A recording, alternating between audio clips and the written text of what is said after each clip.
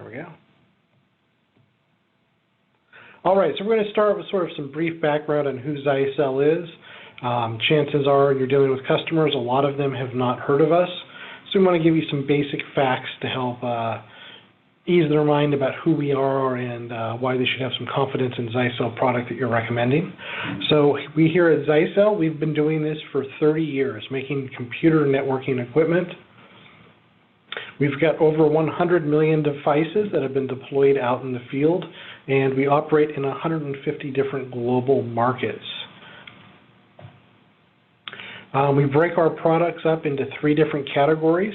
Products that are aimed at the telco and service provider segment. This is the biggest segment of our industry that we participate in.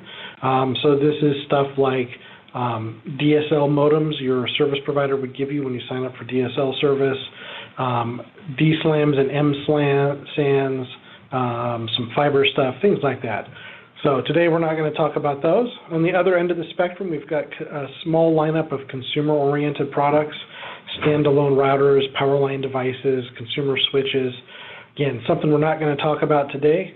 What we are going to talk about today is our business connectivity products that are built and designed for small business. So another thing to throw in here is we are not just a rebrander. We are not taking an ODM or OEM's product, slapping our logo on it, and shipping it out. We have quite exhaustive R&D resources. We've got a little over 500 engineers that are working exclusively in R&D. And then from a tech support standpoint, we've got 150 employees out there globally that are providing our tech support. Our U.S.-based support is Zyxel employees out of our U.S. office here in Anaheim, California. We've got R&D centers in Taiwan. That's our main R&D, but we do have a small R&D facility in Santa Clara, California, and another one in Germany. So we break down our product categories here in this business space into a couple of smaller subcategories: security appliances, wireless LAN, switches, hospitality gateways, which are kind of going away, and network management. So we'll start going through some of those for you and answer them here. I see we've got some new attendees, so if you're new, if you have any questions as we go through, please use the Q&A box to send those questions in. So we'll start with security today. So one thing I want to highlight here is ICSA Labs. They're now part of Verizon, although they didn't used to be. And basically what they do is they have structured testing that they do. So we have been certified by them for 15 years now on both our firewall and our VPN security and functionality. So just again, just something else there to maybe help ease the mind of any customers you have that aren't familiar with Zyxel. Our security series are broken down into a number of different subcategories. So we've got our VPN series. So these are focused on fast speeds, basic firewall functionality, and lots of VPN connections. Our NSG series, these are our Nebula cloud-managed security gateways. These provide UTM functionality. Our USG series, so this is our premier line of UTM security appliances. And then we've recently rolled out our ATP series, Advanced Threat Protection. So we'll be going through some of these and some of the key features now. So one of the things here we focus on our security appliances is what we call 4-tier high availability. Basically, the security gateway itself supports dual firmware. So when you do a firmware update, if anything should happen or go wrong with that firmware update, it will revert back to the previous working firmware that you were using on the device. We have the ability to do multi-WANs, 2, 3, 4 WANs, bundle them together, do failover, however you want to do things there. We offer VPN high availability, so if something interferes with your VPN tunnel, there's a backup tunnel ready to go. And device high availability. If one device should fail, you can have a second security appliance that will instantly take over to make sure that WAN connection is not interrupted. So something we're doing a little bit differently than some of the other guys out there, SonicWall, Fortinet, and those guys, is we are not trying to do everything in-house. we realize some of these other categories of UTM services like antivirus are highly specialized niches. So rather than try to do it all in-house ourselves, we've instead gone out there and partnered with some of the better names known out there. So we've partnered with Bitdefender, Siren, and Trend Micro to provide the signature updates for the various UTM functions that we offer. Another kind of cool thing with our UTM series here is we have the ability, what we call application awareness. This lets you create your policy routes and rules based on the application or the functionality of the application itself. So rather than worrying about IP addresses and TCP and UDP and ports, you can simply go in there and say, hey, I want to block Facebook Messenger, or hey, I want to block Skype video chats. And you can do that. So it's designed to make it really easy for you to do that stuff. And then on the UTM side of things, probably the area where you make the most money is selling and renewing security licenses for those UTM services. So we've got our My Zyxel website, which you can log into after you've set yourself up as a reseller. You register your customers there and assign yourself as the reseller partner. And it gives you a centralized location where you can check the status of the licenses across the board for all of your different customers, so you know what needs to be renewed, what doesn't need to be renewed, et cetera, et cetera. So then you can reach out to them and sell them updated services. As part of that also includes other lifecycle management functionality there. So you get a database of all the devices you and your have deployed out there.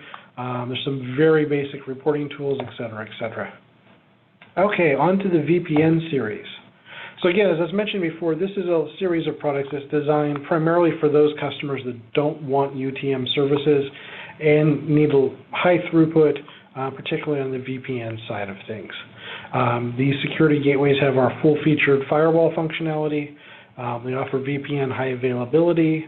They offer the ability to do Amazon Web Services, a virtual private cloud. They offer the ability to act as a wireless LAN controller for you. So the VPN design is what we call a hybrid VPN design. Basically, we offer 3 different ways of doing the VPN functionality for you based on the type of customer you have. So we offer IPsec VPN for doing those site-to-site connections between different offices. We offer SSL VPN for remote workers using their laptop trying to get back in, and L2TP over IPsec for mobile devices. So as I mentioned just a second ago, we offer Amazon Web Services virtual private cloud. Basically, this allows you to host your services in Amazon's AWS cloud and create a dedicated secure connection between the office and that Amazon Web Cloud to make sure everything that's in that cloud can be accessed easily and securely by users at the local offices. Setting it up is pretty simple, and you can see that we're listed in there as a officially supported partner of Amazon. So I'm not going to go through each of the individual products themselves. Generally, when you're looking at the different models across the board, the main differences you're going to see is the number of Ethernet ports, whether Wi-Fi is built in, and then the maximum speed that you can achieve using firewall, SPI throughput, and using VPN. So generally, for most people, when you're trying to decide which device to purchase, you're primarily going to be looking at the throughput connection of the site's WAN connection and any plans in the next 2 to 5 years that you might upgrade that WAN connection. So you want to make sure you're buying a device that is able to support the speeds of the WAN. You don't want the customer calling up and complaining that, hey, you put in this firewall and now my speeds are cut in half. One thing I will also know as we go through these other security appliances where we're talking speed, we are using an industry standard methodology for testing maximum WAN throughput.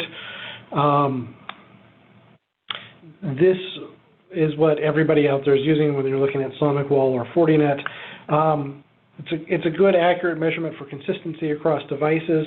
Unfortunately, though, it's designed basically on maximum throughput, which means UDP traffic, giant packet sizes, et cetera, et cetera. So in the real world, you're going to have a lot of TCP traffic on there. You're going to have various different packet sizes, things like that.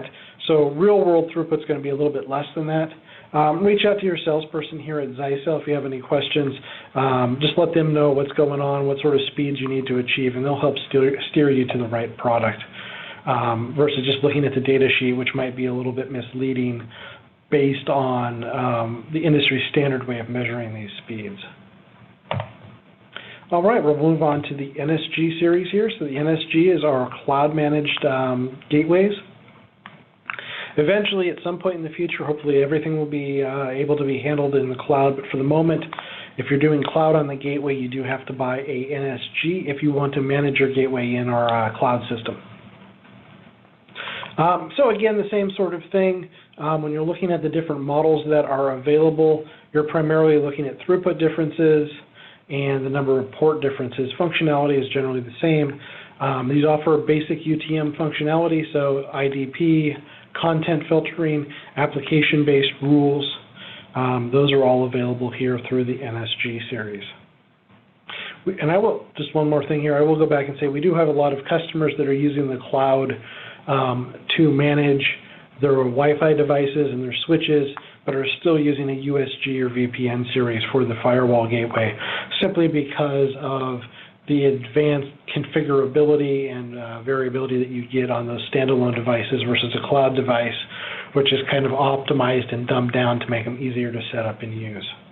So if you're a basic user, NSGs are probably fine. If you're a really advanced user when it comes to your firewall gateway rules, you may be better off skipping the NSG and using a standard USG or VPN for that. Whoops. Oh, no, I guess there's other. Well, I seem to have jumped back a bunch of slides, maybe.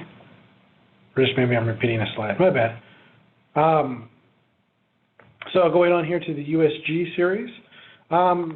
Some of the functionality here, content filtering, specifically the ability to offer content filtering on HTTPS, SSL encrypted websites, the ability to do multi-WAN load balancing.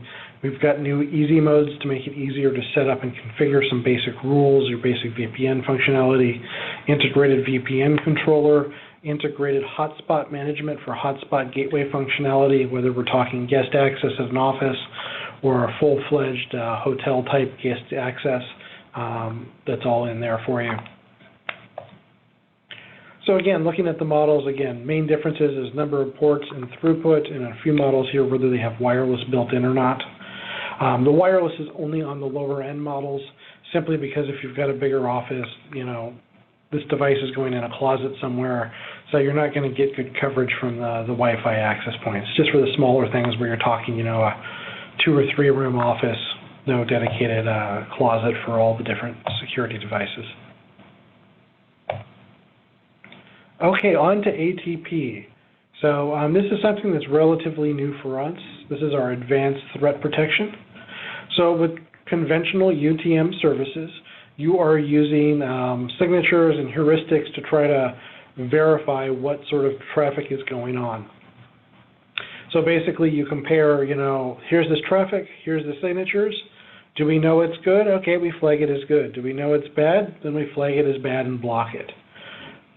But there's a bunch of stuff that fits into that middle range which hasn't been categorized yet for whatever reason. It may be a new application. It may be just the behavior of it isn't enough to trigger it as bad, but isn't enough to trigger that it's known good. Maybe a zero-day exploit, something along those lines. So conventional UTM doesn't really handle that mid-tier section very well. So what we've done is created this ATP system. And basically we're using smart cloud intelligence, AI, machine learning, whatever your favorite buzzword is for this. And we're using that to help recognize that middle ground of packets. We don't know for sure it's good. We don't know for sure it's bad. Basically, the smart cloud intelligence, what we're able to do there, I've got a little animation for you, is we take a look at those files come in. If something we don't know what it is, we can temporarily block it and then send a copy of it to the cloud. The cloud will then go through and run it on a number of different simulated virtual machines in the cloud to see what's going on with that information. If the virtual machines identify something bad about it, then we will know it's bad, and we will then tell your gateway to block it. If we see something that's good, then we'll go ahead and say, go ahead and let that through. And one of the great things about this is everybody who has an ATP is connected up into the same cloud. So the traffic doesn't have to come from your network for us to be able to see and recognize these new types of traffic. If somebody else's network sees it and we learn that it's good or bad, we can push out that signature to all the other ATPs that have been deployed worldwide. So that way, if some zero-day exploit comes out in India, we're able to get on it and update your signatures here in the U.S. before that malicious code makes its way to the United States from India, as an example. So again, we've got a number of different ATP devices that support ATP. To get this functionality, you do have to buy the dedicated ATP device. All of those come with 1 year of our security pack bundled with them. And again, the main differences here are the number of ports we've got and the throughput between the different models. So we got a lot of questions going, well, which do I buy? Do I buy an ATP or do I buy a USG? So this is sort of showing you some of the differences between them. Most of the basic core functionality is the same. If you want this, cloud machine learning to stay on top of these unidentified threats, you need to go ATP. Only the ATP offers botnet filtering, sandboxing, and the ability to stay on top of zero-day IP and URL reputations. ATPs are capable of significantly faster throughput at generally the same sort of price point because of the way we're doing the security. But if you need things like hotspot management, Facebook Wi-Fi login, the ability to upgrade multiple devices at the same time, that's something where you'd stick with the USG. And then we'll just have a couple slides here real quick on security reporting. The main thing we're pushing these days is an application you can purchase called SecuReporter. So SecuReporter is basically our dedicated platform for the VPN and USG series, particularly the USG series and ATP, for being able to monitor what's going on at your networks. So it makes it really easy for you to stay on top of what's going on at all of your different customers where you've deployed our hardware. It also allows you to help generate reports. So you can know and you can let your customers know, hey, those UTM services you're paying for every year, here's the threats we blocked. Here's the device they were trying to target. Here's when this happened. Who was trying to make the attack? So it helps you not only stay on top of things, but when you go back and it's time to sell those licenses to renewals, to be able to go back and show them, hey, this is what those licenses did for you. This is what we protected you from. This is why you need to renew. Okay, we'll move sort of into Nebula here. So historically, Nebula has meant one product offering for us. We are now using Nebula to refer to two different things. So what we traditionally have called Nebula, and what most people still refer to Nebula as, is officially Nebula Control Center. That's our cloud platform for managing and monitoring and deploying security gateways, switches, access points under Nebula. The new thing is called Nebula Orchestrator. So that is specifically for our new SD-WAN offerings. So these are two different things with similar names. So we'll start talking a little bit about SD-WAN through the Nebula Orchestrator. Hardware-wise, this is a separate license you buy for the VPN series devices if you want to do SD-WAN.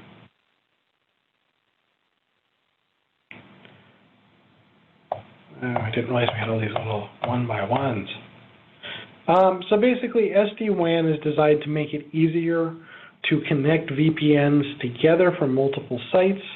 It is also designed to optimize the performance of those VPNs. SD-WAN allows us to do all sorts of cool things on the VPN which make tremendous difference as far as the reliability of that VPN connection and the overall throughput you can achieve. So one of the things we're doing here with the cloud-based orchestrator here in Nebula Orchestrator is basically you go in, let us know all the different sites, and we'll automatically create all those VPN tunnels for you. We can create multiple VPN tunnels for you, and it allows us to optimize Since we're controlling both ends, we're able to optimize TCP acceleration. We're able to mitigate latency. We're able to optimize packet loss. And so some of the ways we are doing that with TCP is we basically sort of break the official ways that TCP works. TCP, the standard protocol, is really focused on slowing down your connection to make sure it's reliable rather than speeding it up. So we can sort of cheat there and sort of force it to go faster and faster and to avoid some of those slowdowns that you traditionally see. We can take those same packets, we can send them over multiple VPN connections, and then the other end can receive the packets whichever comes first. So, you know, the first 5 packets may come from VPN connection 1, and then a couple packets can come in from VPN connection 2, and then seamlessly go back to VPN connection 1. Also solves those packet loss issues that you tend to have over a single VPN connection. Another of other cool things we're able to do there for you. So we're always monitoring those VPN connections and making sure we are routing the primary traffic over the most optimized at that time.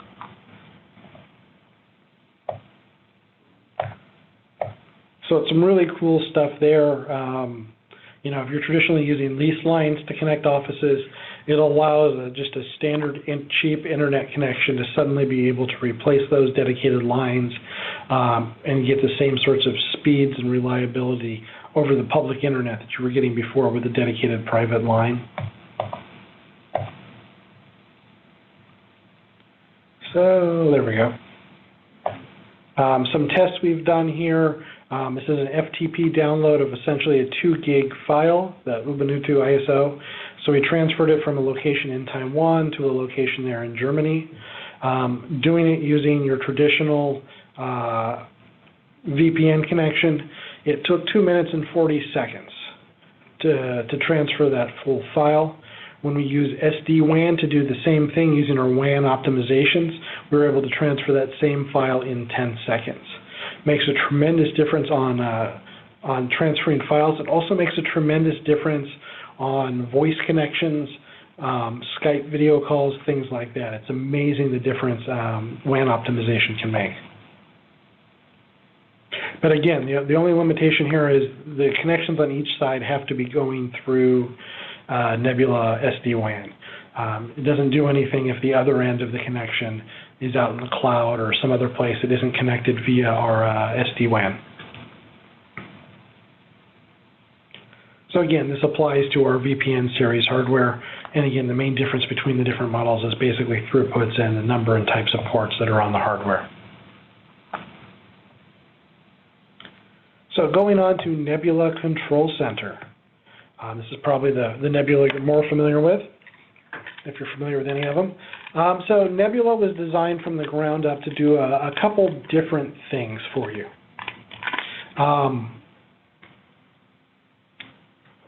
It's designed to make it easier for you to track multiple customers and keep an eye on their network. We see a lot of people that provide managed services, switching to cloud-based systems, whether it's our Nebula or Cisco's Meraki or Aerohive, to make it easier to manage those things. We've streamlined a lot of the configuration and interface functionality, again, to make it simpler and easier for you to do things. So you've got to be going to less screens, monkeying with less dials and buttons and stuff like that. And we've optimized it to help save you time on the deployment, so you can get in and out of the customer location a lot more quickly than you traditionally would. So this is kind of showing you here the traditional things, we'll jump through here, that go through installing a network. So installing the equipment, we save you a bunch of time there. There's no local configuration that's required in most networks. You don't need any sort of dedicated monitoring equipment, no cloud keys, no PCs running a virtual machine, anything like that on the customer premise or in your own data center. You don't need to worry about setting up port forwarding or VPN functionality to be able to remotely access your customer's network. Our Nebula Cloud becomes your monitoring platform, so you no longer necessarily need something like Zabbix or SolarWinds. Although if you're already using those and you like them, those will work just fine with Nebula too. We'll go ahead and store your cloud store your logs in the cloud for you. We make it super simple to push out configuration changes, firmware updates, and things like that. So the cloud saves you time, the cloud saves you money. So setup in Nebula is really a three-step process. Plug in the device so it has power and access to an internet connection. Then you log into Nebula, and you either use our app and scan in the QR code we've got on the device and assign it to your customer, or you log in through a website and just manually type in the information there. Then you configure the device and monitor it, and you're good to go. And you can do those three steps in any order you want. So even before you've ordered the equipment, you can be setting up your customer's network configuration-wise in Nebula. You can scan in the devices before they get on site. Those QR codes are on the outside of the box as well as on the physical device itself. So when you get the shipment from Cinex or Target or whoever, you have it sent to your office, you can scan it in, assign it to the customer, and then ship it off to the customer, and all the customer needs to do is make sure it's plugged in correctly. So some of the highlights, as we were talking about just a second ago, you don't need to unbox the device. You can just scan it using your phone using the QR code that's on the outside of the device. Once you plug it in, it's going to reach out to the cloud, download the latest firmware, check to see which customer site it's been assigned to, and automatically download the configuration. Everything is being done through a web interface that's hosted by us in our cloud, or more correctly in Amazon's cloud. So there's no hardware or software that needs to be installed to be able to manage these devices. You can access it anywhere you've got access to an internet connection and a web browser. We do have a mobile app. It's primarily focused on installers, making it easy for the installer to scan those QR codes, and allows the installer to take a photograph of where the hardware was installed, so later if someone needs to go on site, makes it a little bit easier for them to track down where any particularly malfunctioned or unplugged device may be. It gives you some brief overviews of what's going on in your customer networks. So again, all of your customers are going to be managed through a dedicated website that you log into, nebula.zyxel.com. So this is what you're going to see when you first log in. This is our MSP portal. So what you see there is all of your customers. We're going to call those organizations. Lets you know whether they're using the free version of Nebula or they've got a Nebula Professional Pack license. Let you know how many sites they have and let you know how many devices are online. Choose your customer and you'll be taken to this screen. This will show you all of the different customer sites. You can drag and drop them onto a Google map there so you can get a visual representation of where the different sites are. And again, it'll give you a breakdown there of each individual sites, what's going on with them, how much network utilization, how many clients are online, et cetera, et cetera. So then when you choose the site itself, we take you to this dashboard here. If you're just doing access points, you can choose a less cluttered dashboard, which only has information on wireless. If you're doing a more full-fledged network, we've got this version here. You can see up there at the top, you can quickly jump between customers and sites using pull-down menus. And then we give you a quick overview of how many devices are online, letting you know what your PoE consumption is versus your PoE power budget, letting you know how many wireless devices are on the network. And if you're using our NSG gateway, we provide real-time traffic summary based on application. So we can let you know where that data is going. Is it being used by YouTube? Is it being used for BitTorrent? Et cetera, et cetera. So we can show you where that bandwidth's going, and then which clients are using the most bandwidth. And then from any of these, we drill in further, either for reports or for configuration of the individual types of devices. So we've rolled out something a year ago, maybe, I think the first ones came out, called Nebula Flex. So previously, to use Nebula, you had to buy dedicated Nebula equipment. These days, most of our access points and most of our switches support what's called Nebula Flex. So it'll allow those devices to be used standalone in the traditional way, or you can cloud manage them. You can switch between modes very simply, put them in the cloud, take them back out of the cloud. On the AP side of things, we also have what's called Nebula Flex Pro. So that's getting you standalone mode on the APs, controller managed mode, or the Nebula Cloud mode. And then depending on the model, you either get 1 or 3 years of our Pro Pack bundled in with it. So when it comes to licenses, we get asked a lot of questions. So Nebula, the basic Nebula functionality is free. With the free version of Nebula, unlimited number of customers, unlimited number of sites, unlimited number of devices. This isn't one of those things where the first 2 or the first 5 are free and then you got to start paying. Everything is free. The ability to do firmware updates and configuration changes, plug-and-play installation, all of that's available through the free version of Nebula. Our professional pack is something that, especially if you're an MSP, you might be interested in. This functionality is available as either a lifetime one-time buy license or as a traditional annual license, such as with Cisco Meraki. If you go with the annual license and the license expires, it just falls back to the free version. So you go, well, what am I getting with ProPack? So ProPack gets you more admin accounts. It gets you a year's worth of cloud storage for your logs instead of just a week's worth of cloud storage for your logs. It gets you email and push alerts through the app when devices go offline. It gets you a number of different reports, security reports, Wi-Fi quality reports, IPTV reports, et cetera, that you can generate and have automatically sent out. You can add your logo to those so you can send them to your customer to show them what's going on with their network and prove that you're on top of what's going on. We give you an automatic topology view and a number of other features there. So if that's something you're more interested in, you can reach out to your salesperson and we can send you a much more detailed document which shows you what's in Nebula and what's in ProPack. And then if you're using our gateways, the UTM functionality is a separate security license that's sold annually.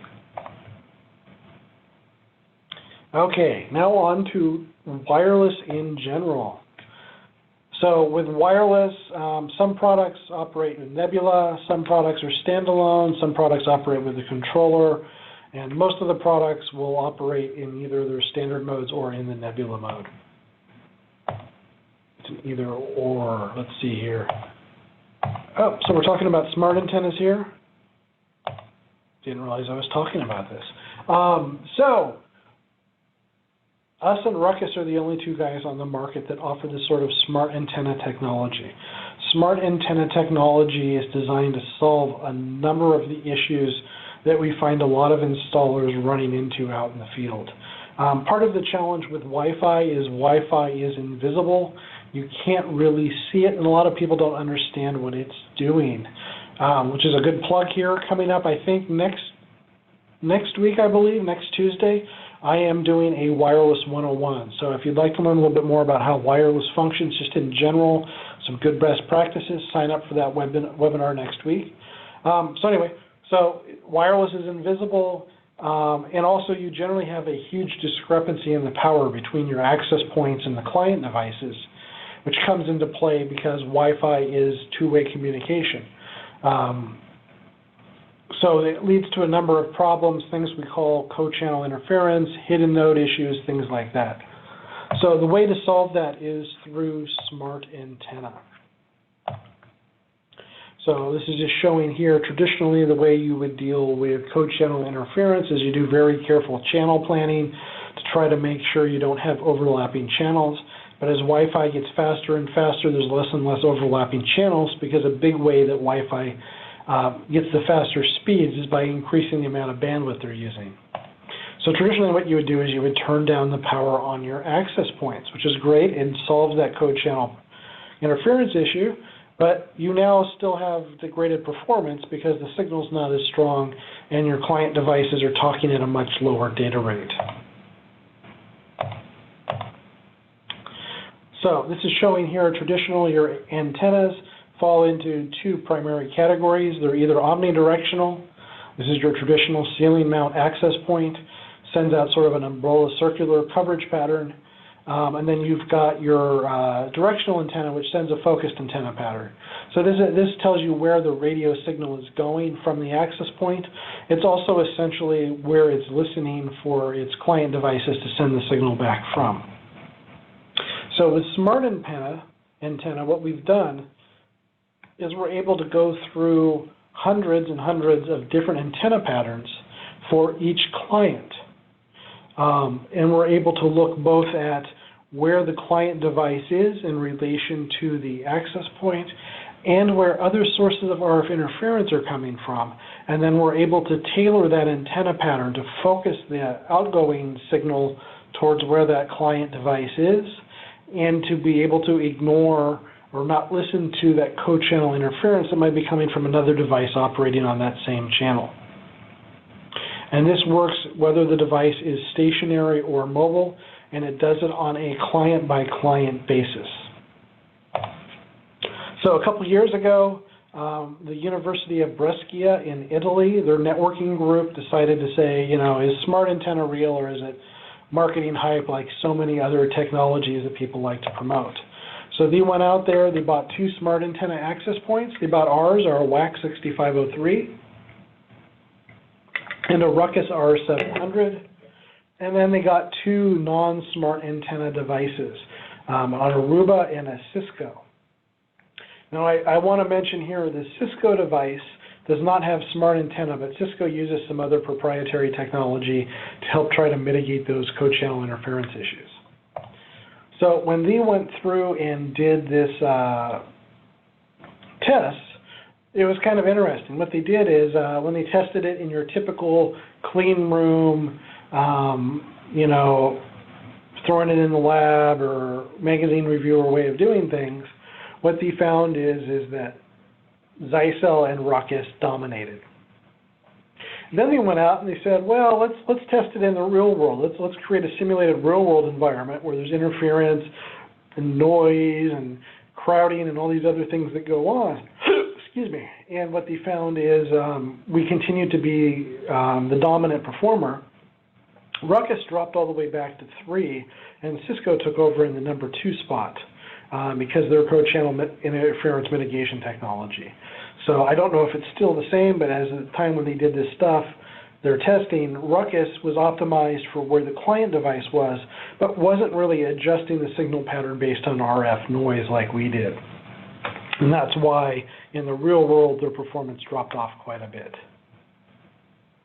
So another thing I want to draw attention to here just in general for all of our access points, whether it's our $79 access point or an $800 access point, we have spent a lot of time and effort optimizing the performance of the device. If you grab one of our access points and grab a Ubiquiti or a Netgear or a Ruckus and hold them in your hands, you will feel that ours are a lot heavier. Why is that? And that comes down to our engineering. So one of the things we do is all of our access points, even our cheap ones, have a lifetime hardware warranty. We have used nothing but solid-state capacitors, so there's no risk of capacitor failure. We've also built a giant heatsink into the back of most of our access points that's designed to pull the heat off the board and vent it out the top. A lot of Ubiquiti access points don't even have vent holes, let alone a heatsink. And most of our competitors, if they do have a heatsink, it's small. So the 2 major causes of failure in a solid-state device are capacitor leakage or heat fatigue. So this solves the heat fatigue issue. Another thing you will notice on ours is we have a lot more shielding than the other guys. That shielding helps deal with EMI issues. So you see it in the signal to noise floor ratio. It helps a little bit there. And then you will see on most of our access points, the antennas are not mounted to the PCBA like they are with Ruckus and others. We have them on their own separate component that's separated from the PCBA, again, to help with EMI issues. So that extra shielding and moving the antennas off the board gives us a 2 to 3 dB gain in the signal to noise ratio. So it's the difference between a slow connection that's reliable and slow, unreliable, or no connection at all on those weak edge cases. Doesn't make much difference on good solid connections, but on those edge cases, when people are at the limits of what the access point can support, it's all the difference in the world. All of the different models here, I'm not going to spend time going through them today. We've got a lot of them. So I've got this little sheet that we just put together, sort of grouping the different APs by their form factor and showing you the different functionality. This chart is available from your salesperson. Ask them for this, and they will send it to you in PDF that you can print out, so that you've always got a quick reference you can look to. I find this is the easiest way to sort of figure out the differences between all the different access points we offer. And then just briefly, we'll want to talk about wireless controllers. Eventually, dedicated wireless controllers will go away, and all of our VPN, USG, and most of our ATP series all have wireless LAN controller functionality built into them already. So if you've already got a gateway there you don't want to replace, you just put your VPN series, buy a cheap VPN series and put it into bridge mode, and it works just like our standalone controllers do. So we do still have our NXC 2500 and 5500 dedicated controllers, but again, at some point here, these are going to be going away. The only real advantage they offer over using a VPN series access point is just the number of APs that can be supported. The NXC 5500 can support up to 1,000. But I believe we do now have some of the USG series that do support similar numbers. So on to switches. We'll go through these as fast as I can. I know it's getting late here on listening to me drone on. So the key thing, if you take away nothing else, is on switches is you can learn a lot about the switch by looking at the model number. If it's an ES switch, all the ports are 100 gig or 100 meg, excuse me. If it's a GS series, most of the ports will be gigabit, if not all.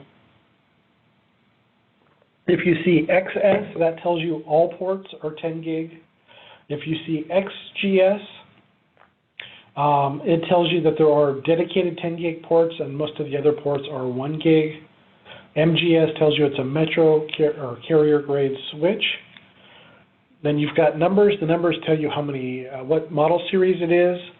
1900, 1920, 2200, and then after that will be dash with another number, 10, 24, 48. That's telling you how many ports the switch has.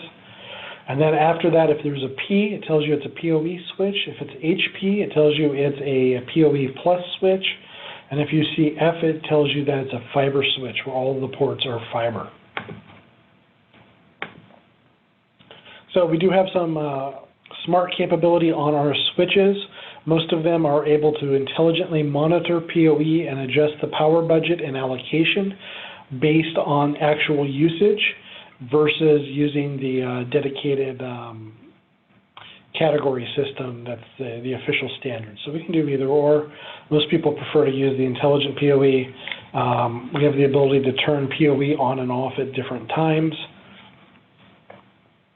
So this is just showing here, by using that smart PoE functionality, you can often dramatically increase the number of access points you could otherwise have off of the same switch. Because instead of, in this example, instead of allocating 30 watts per access point, we're only allocating 16 watts because that's all the AP really needs. So we've got PoE switches everywhere from 60 watts all the way up to a full kilowatt of power.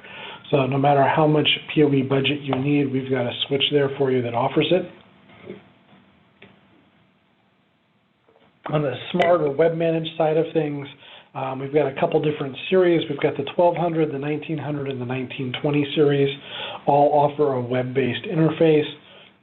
And as you go from the 1200 to the 1900 to the 1920s, you're essentially just adding more configurability, more features. So if you just need the basics, maybe the 1200. If the 1200 doesn't offer what you want, then the 1900, et cetera, et cetera. Our 1920 V2 series, keywords V2, those are all able to be managed by Nebula as well as operate standalone. Our 1930 series, also our Nebula Flex. We've got our dedicated NSW series. Then on the higher end, our 2200 and our 3000 series, these are our what we call fully managed switches. So they offer a web interface, but they also offer a Cisco-like command line interface for scripting or manually doing your configurations. And on the higher end of things, we go all the way up to a full layer 3 switch.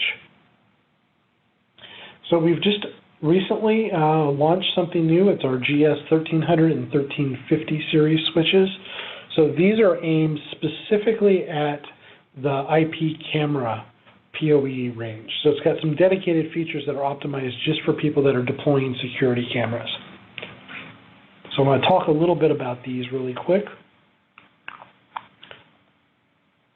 One of the key features it offers is it's able to provide Ethernet and PoE functionality for up to 250 meters, whereas traditionally PoE and Ethernet will max out at 100 meters. Excuse me.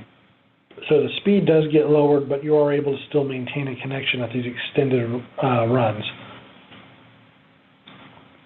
We have what we call continuous PoE. So if the switch itself needs to reboot for some reason, whether due to power failure or something in the operating system going wonky, a firmware update, configuration change, we will continue to provide PoE power during the reboot. It will not be interrupted. We also have the ability to check and let you know whether a camera is receiving power from the switch on a port-by-port basis, let you know how much power that the camera is currently drawing, and whether it's actually transmitting video or not. And so one of the cool things we can do is we can automatically see, hey, wait a minute, this camera normally sends data nonstop because it's streaming video. It's stopped doing it. It hasn't sent data in a user-definable amount of time. It can go through and automatically reboot that camera. Or if it notices that the camera has stopped responding to pings, it can reboot that camera by power cycling the power on just that port. So some of the other things we've done here is similar to our access points, we've optimized the hardware design for longevity. So we've put additional strength to protect against electric static discharge on the Ethernet ports. So it's up to 2 times stronger than what was on a traditional switch, up to 4 times stronger surge protection than a typical switch. We are using a dedicated hardware monitor and auto fan control to keep the fan going and minimize noise. Again, solid state capacitors, noise filters on the board, and a very expensive and high quality power supply to make sure the power supply doesn't fail. So these surveillance switches are available in 2 different model lines, the 1300 series and the 1350. So the 1300 series are unmanaged, they're just plug and play. Some of the changes on them, like whether you want to use that extended PoE mode or extended Ethernet mode, are controlled by a dip switch. On the managed series, everything is controlled through a web GUI like you're used to in most of our other switches. Eventually, at some point next year, the 1350 series will be Nebula Flex, but they are not Nebula Flex currently, despite what the GUI may have you believe. And we have one switch, the 1356 HP, which supports the new 60-watt standard. So it can support up to one 60-watt dedicated device using the new, 802.3 BT standard, as well as supporting standard 802.3 AF and AT. So we're almost done here, guys. I just want to finish things up just reminding you, if you're here today, it's probably because you're a new Zyxel partner. Be sure to log into our partner site. That's where you've got links to where to do your deal registrations, where you can do your trade-in programs, and where we post some other information for you. So that's all there on the partner site. So with that, that concludes today's presentation. Again, if your salesperson is Jacob, I'm sure he'd love to hear you call in and talk about what a great performance the Denver Broncos had last night. For those that don't know, Jacob spent money to get his car wrapped in Denver Broncos color. So be sure to let him know how great they did last night. Otherwise, if you guys have any questions, if you want copies of today's webinar, if you want that wireless comparison matrix, call in, talk to your salesperson. We can email that over to you. If you have feedback on today's webinar, you can email me, seanr@zyxel.com. And if there's any questions, go ahead and send them in via the Q&A box. I haven't gotten any yet, so I'm going to stick around for a few minutes in case you're typing something. If we shut down the webinar before you get a chance to, just go ahead and email me directly with that question and I will respond for you. But just in general, I'm waiting to see if anyone wants to type anything in. We are looking for your feedback on additional webinar types, topics you want to see covered, application scenarios, whatever it may be. Do let us know so we can put those together. We need your feedback to know what is valuable to you from us. And again, if you're running into any problems, whether it's distribution, taking their time at shipping something or seeming to quote you the wrong price, whether you need help with tech support and they seem to be dragging their feet, if you just need some help with site planning and figuring out which hardware to use, give us a call. Your salesperson is here most days. Talk to them. They are here to help you out and get you going. So call us anytime you have any issues and give us that feedback. Even if it's not something that we can directly help you with, that feedback helps us and lets us know where there may be problems, whether it's communication or through our distribution channel. Okay, I've got no questions. I'm going to go ahead and end today's webinar. Thanks for joining us today. Oh, hold on, we've got some questions that were not sent in via Q&A. They were sent in via chat. Adam is having issues with the broadcast with the resolution being too low to read the text. That's interesting. So I apologize for that. I'm not sure what's going on there. I have a test broadcast up, and it seems to be broadcasting fine from the cloud. Another question is there a list of devices support with the Nebula Cloud? Yeah, so you should be able to ask your salesperson. They can send you a data sheet that lists everything in it, or a price list, and all the devices should be flagged in there as which support Nebula and which don't. Short version is basically every one of our access points, with the exception of 2 or 3, supports Nebula now. All of our 1920 V2 and 1930 series switches support Nebula. And then we've got our dedicated Nebula NAP series access points, our dedicated NSW switches, and our NSG dedicated security devices. Those all support the Nebula Control Center. So I hope that helps. With that, I'm going to go ahead and end it. Again, if you have any questions, call us or send me an email directly if you have any questions or feedback. Thanks, guys.